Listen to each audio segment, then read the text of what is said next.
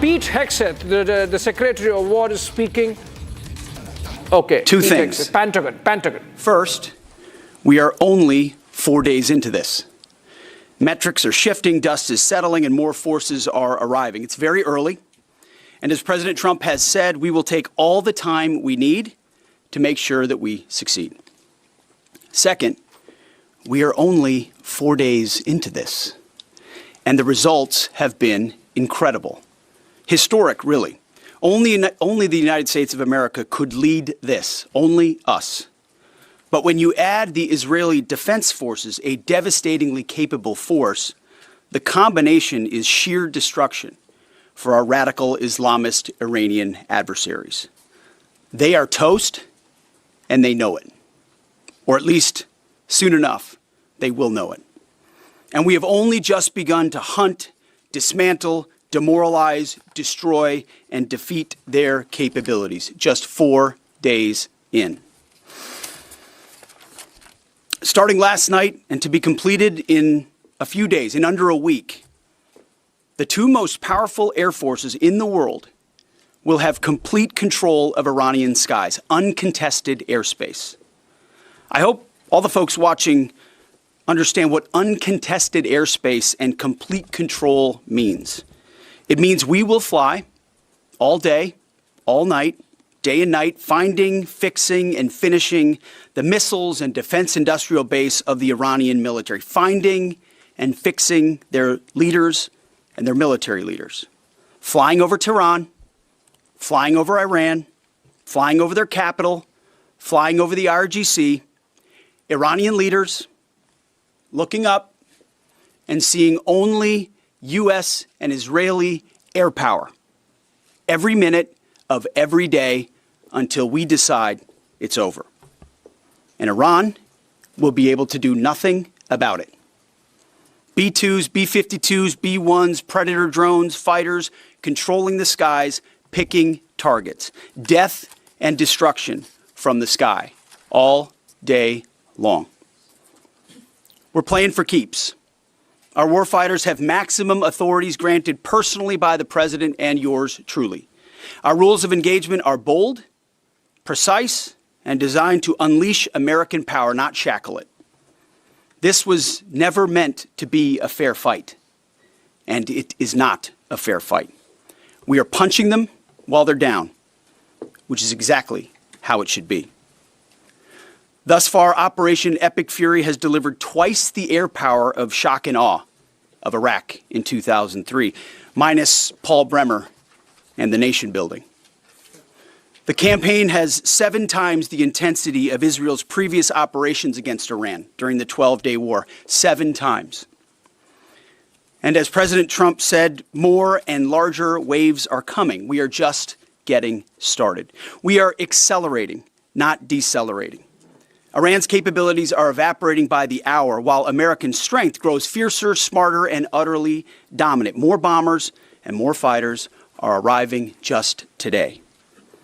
And now, with complete control of the skies, we will be using 500-pound, 1,000-pound, and 2,000-pound GPS and laser-guided precision gravity bombs, of which we have a nearly unlimited stockpile. We used more exquisite standoff munitions at the start, but no longer need to. Our stockpiles of those, as well as Patriots, remains extremely strong. The enemy can no longer shoot the volume of missiles they once did, not even close. And the chairman will lay out some of those percentages. So our air defenses and that of our allies have plenty of runway. We can sustain this fight easily for as long as we need to. And as I said yesterday, we set the terms. Now, you may not see much of it because the IRGC shut off the internet to the entirety of the country. They blind their people on purpose, just like they kill their own on purpose.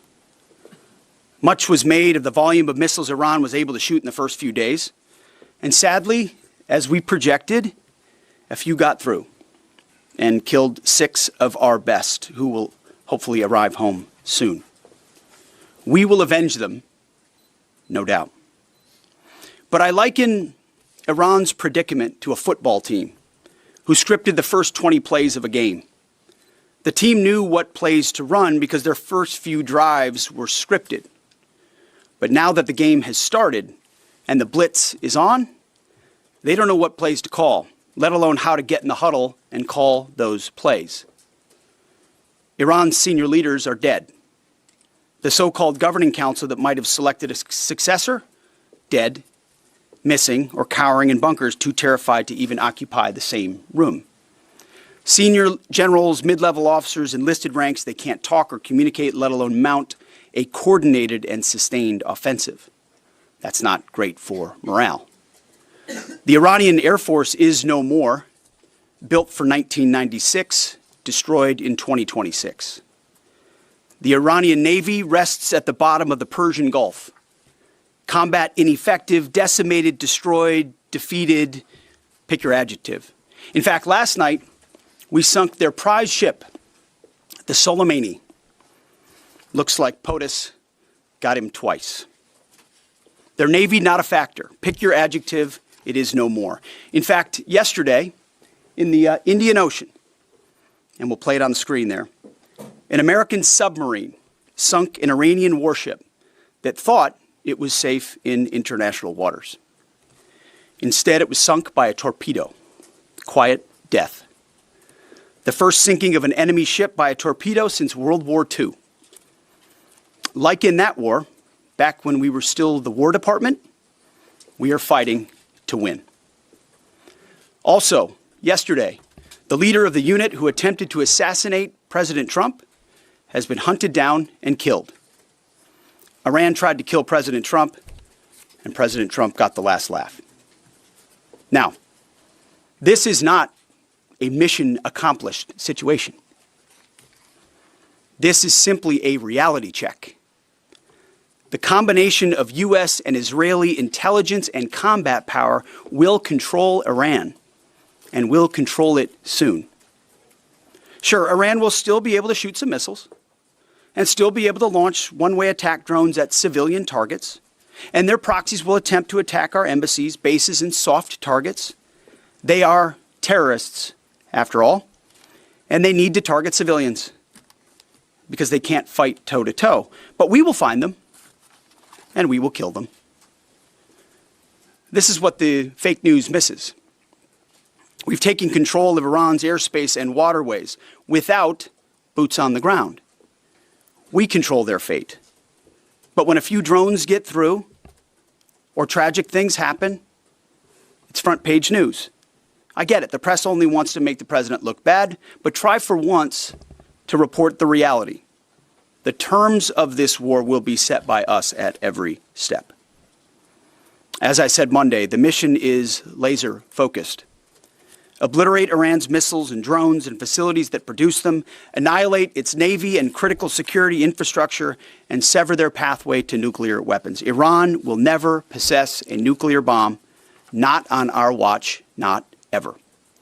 And this is why President Trump's moral clarity on Iran today is so vital. Unlike the past, where vague red lines and endless negotiations let Iran fund terror and inch ever so slightly toward a bomb, this president sees the threat plainly and acts decisively. No more half measures, especially when Iran is at its weakest. No more letting Tehran play for time while our people pay the price. His leadership ensures that we finish what we start and that we protect our warfighters by crushing the enemy before they can strike again. Our offensive operations, refined through months of relentless preparation, are unstoppable. And our defensive efforts are unprecedented. We have from the start put the protection of our troops ahead of everything else. Before we very publicly built up offensive combat power, we quietly ensured that our defensive posture and power was in place. And as we built up offensive combat power, we moved the vast majority of American troops, over 90% of Americans that were on our bases, what we say off the X, out of the range of Iranian fire. Our defensive shield is equally formidable, the most sophisticated air and missile defense network ever fielded. Thousands of Iranian missiles and drones have been intercepted and vaporized. tens of thousands of American and allied lives protected. We have pushed every counter-UAS system possible forward, sparing no expense or capability. And like I said, this does not mean we can stop everything, but we ensured that the maximum possible defense and maximum possible force protection was set up before we went on offense. In closing, as President Trump told German Chancellor Merz yesterday, Iran negotiated in bad faith, stalling, scheming, and preparing to strike. And we acted decisively to defend our people, our interests, and our allies. President Trump took bold action, putting America first, the kind of bold action that the American people elected him to execute. To our steadfast partner, Israel, your mission is being executed with unmatched skill and iron determination.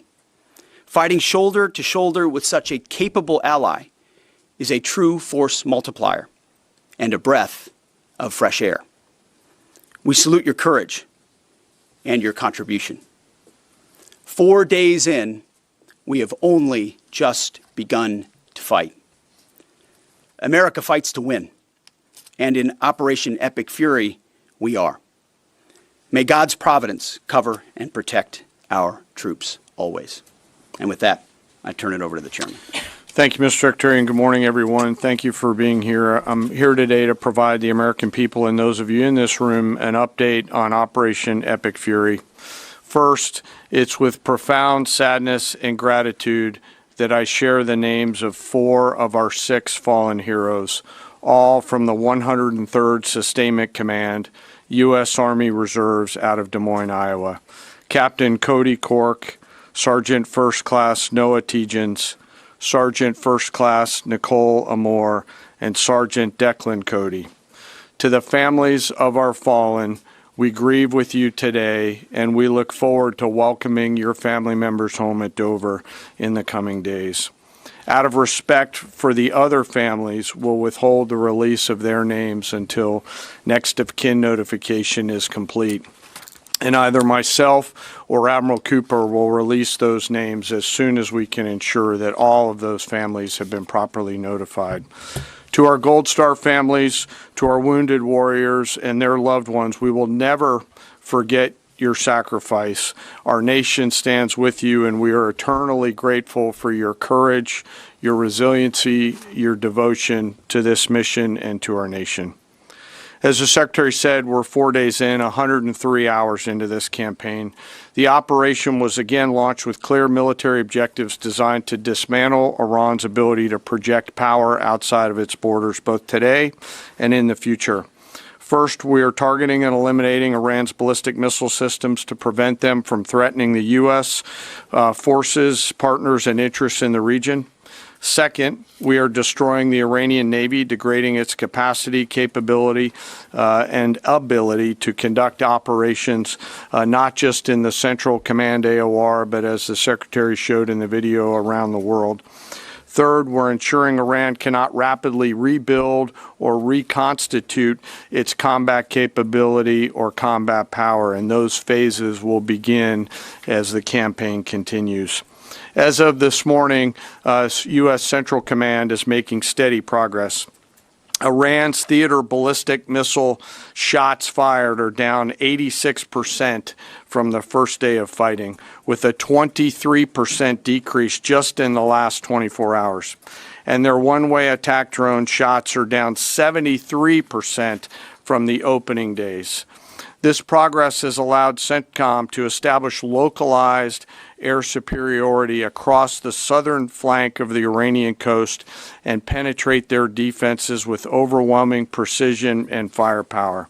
We will now begin to expand inland, striking progressively deeper into Iranian territory and creating additional freedom of maneuver for U.S. forces. Let me explain a little bit about how we're thinking about staying ahead of the enemy. First, over the past several weeks, Admiral Cooper and the CENTCOM team have refined their operational approach to the region. Their planners identified key centers of gravity that would allow Iran to project power outside of its borders.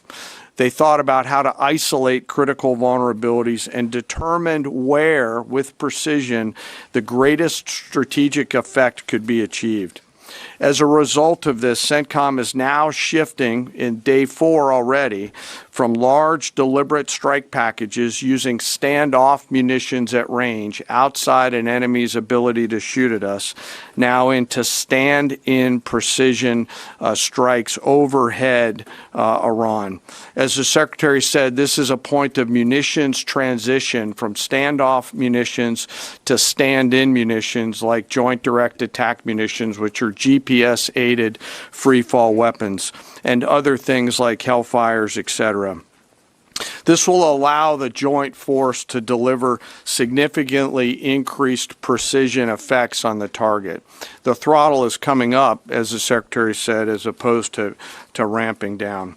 This will allow us to maintain consistent pressure on the adversary over the coming days, disrupt their launch timelines, and impose cost every day around the clock. I know there have been a lot of questions about munitions. We have sufficient precision munitions for the task at hand, both on the offense and defense.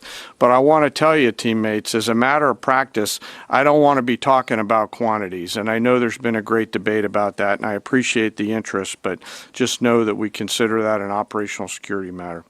Let me flip to the map here. Hopefully I don't kill anybody with a laser pointer. As I mentioned earlier, and for you with the camera right there, my friend, I hope I don't ricochet off and hurt you. Over the initial days, the U.S. Joint Forces continued to attack and attrit ballistic missile capabilities as well as integrated air defense capabilities along the southern axis. Along the northern axis, Israel and the Israeli Air Force has predominantly been working integrated air defense targets along the northern flank, as well as medium-range ballistic missile capability as well. From the sea, the USS Ford has continued to project combat power here, as well as the bomber pulses that we talked about in the opening days of this briefing.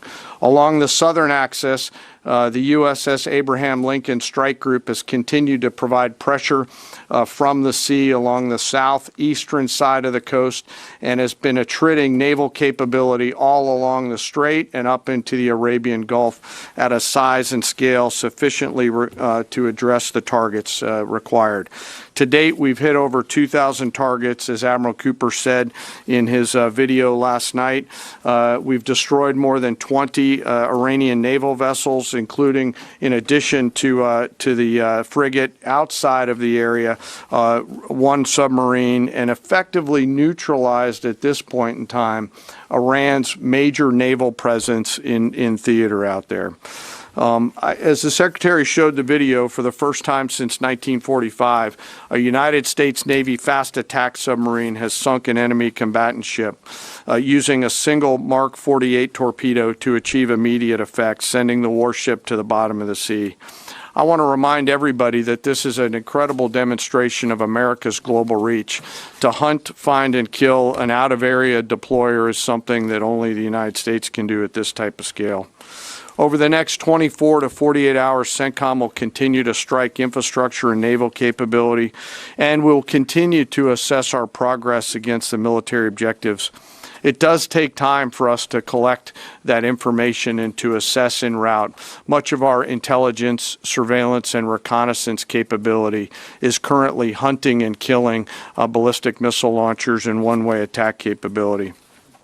We're precise in that assessment, and we call balls and strikes in that assessment.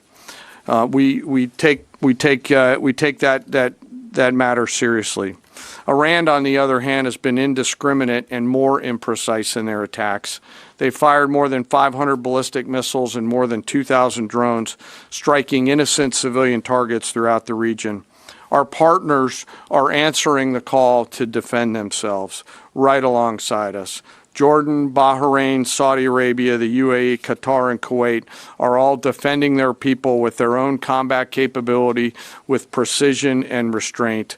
Jordanian air defense crews recently intercepted a cluster of Iranian one-way attack drones headed to Amman. Bahrain's air defense forces shot down an inbound drone approaching Manama's maritime infrastructure, protecting both their population and critical shipping lanes. Saudi Patriot batteries stopped a salvo of ballistic missiles aimed at energy facilities near Tehran. The UAE neutralized multiple drones targeting Abu Dhabi's industrial zone, demonstrating speed and precision. And Qatari fighters for the first time have shot down 2 Iranian bombers that were en route to their location. Together, these nations are helping to defend themselves and project power as required against the enemy. We're 100 hours in. It's still very early, as the Secretary said, but the balance is shifting. We've always got to remember that these operations are complex, dangerous, and far from over.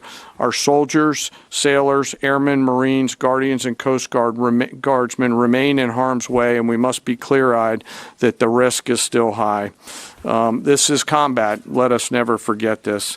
As we continue, I ask that we hold all of our deployed teammates in our thoughts, those standing the watch, flying the sorties, sustaining the fight, and carrying our nation's burden. And I'll stop where I started, and that's remembering our 6 fallen who will return home as soon as possible. I remain humbled, grateful, inspired by every day the valor and professionalism of our joint force. They are quiet professionals through and through, out there doing America's work through the day and through the darkness. And with that, I'll take your questions along with the Secretary. Go ahead. What do you assess the enemy's control and command status is right now? And can you broadly describe our decisive point in this operation?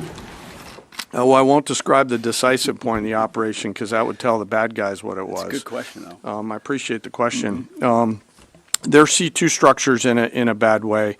Admiral Cooper's been continuing to pressure C2 at the IRGC C2 and other military elements, and will continue to do so. Thank you for the question. Thank you, Secretary Hegseth. Mary Margaret with the Daily Wire. Couple questions for you and then one for General Caine. Can you tell us more about how we took out the leader who was the leader of the group that was trying to assassinate President Trump? And then Turkey's defense ministry says NATO air defense systems intercepted an Iranian ballistic missile headed towards Turkish airspace. Could this trigger NATO's Article 5, and was it the U.S. who shot it down? On the first question, we've known for a long time that Iran had intentions on trying to kill President Trump and or other U.S. Officials. And while that was not the focus of the effort by any stretch of the imagination, in fact, never raised by the president or anybody else, I ensured and others ensured that those who were responsible for that were eventually part of the target list. It wasn't the beginning of the effort. We were focused on missiles and launchers, and that's the focus. But ultimately, if we had the opportunity to get at those who are trying to get at